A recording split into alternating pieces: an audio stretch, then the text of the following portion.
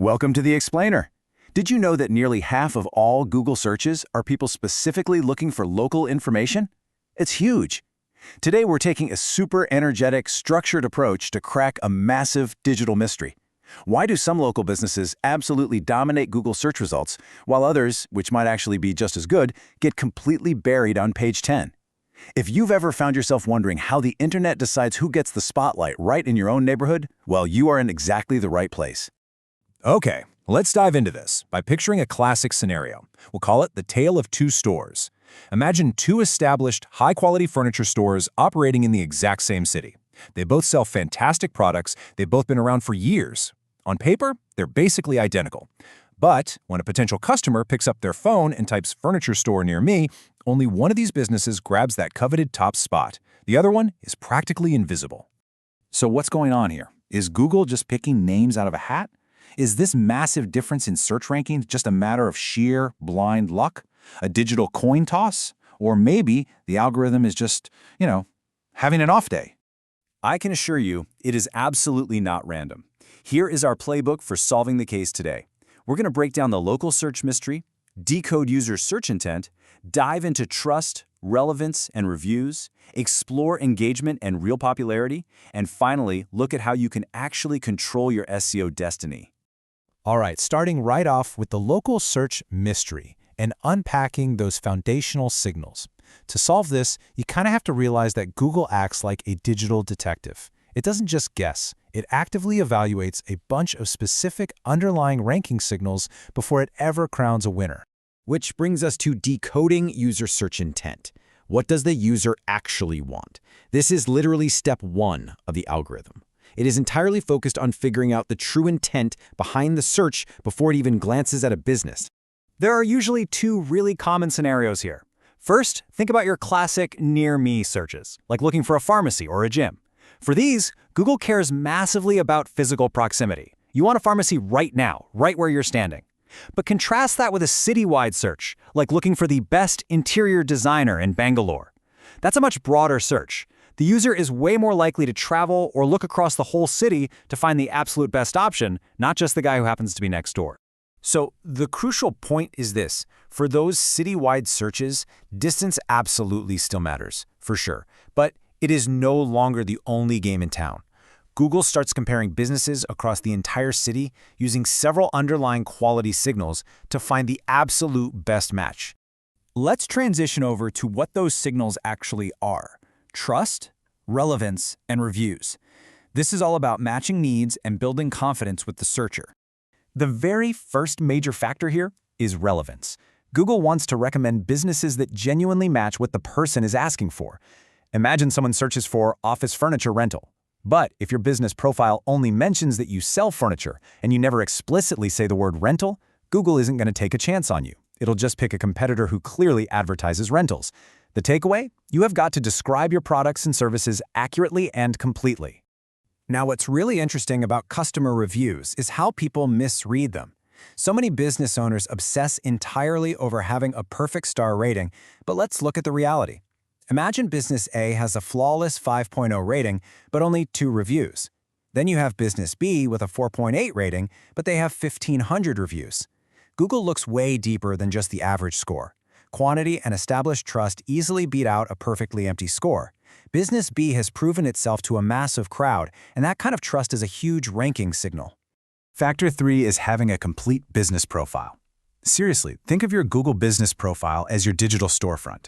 Ask yourself, would you ever walk into, let alone trust, a physical shop on the street that had no signboard, no products in the window, and no phone number? Definitely not. Well, Google thinks the exact same way.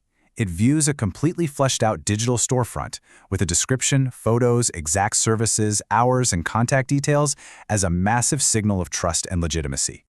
Moving right along to engagement and real popularity.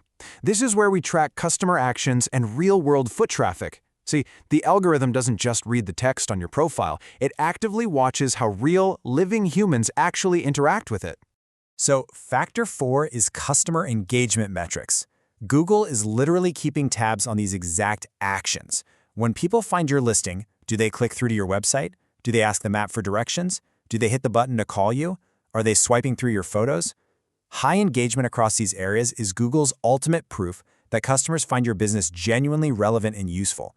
You aren't just taking up digital space, you are actively serving the searcher's needs. And that feeds perfectly into Factor 5, real-world popularity. It's kind of crazy, but Google can estimate real-world visitors using anonymous smartphone location data, and it combines that with the digital interactions we just talked about. Consistent customer activity and actual physical foot traffic prove to the algorithm that your business is a bustling, reliable destination. Over time, that builds an incredibly strong foundation of long-term local authority. All right, Section 5, controlling your SEO destiny. Focus on what you can actually change. We've talked a lot about the mechanics of how the algorithm works, but the most important part is what you can do about it. Look, you cannot control where a searcher is standing in the city, and you cannot control the exact words they type into their phone. But you absolutely can control your own house. And this brilliantly illustrates your continuous improvement checklist for long-term results. You can control your profile quality. You can actively ask for and manage customer reviews. You can make absolutely sure your business information is painfully accurate. You can upload high-quality photos, encourage customer engagement, and post regular content updates. These are the exact levers you can pull right now to signal to Google that you are the best result. To bring this explainer in for a landing, let's remember this core truth. Google doesn't rank local businesses using a single rule. Instead, it combines multiple signals. The algorithm is not just one magic trick. It is a complex but entirely logical combination of proximity, relevance, trust, completeness, and real-world engagement. Basically, all the specific factors we've just unpacked today.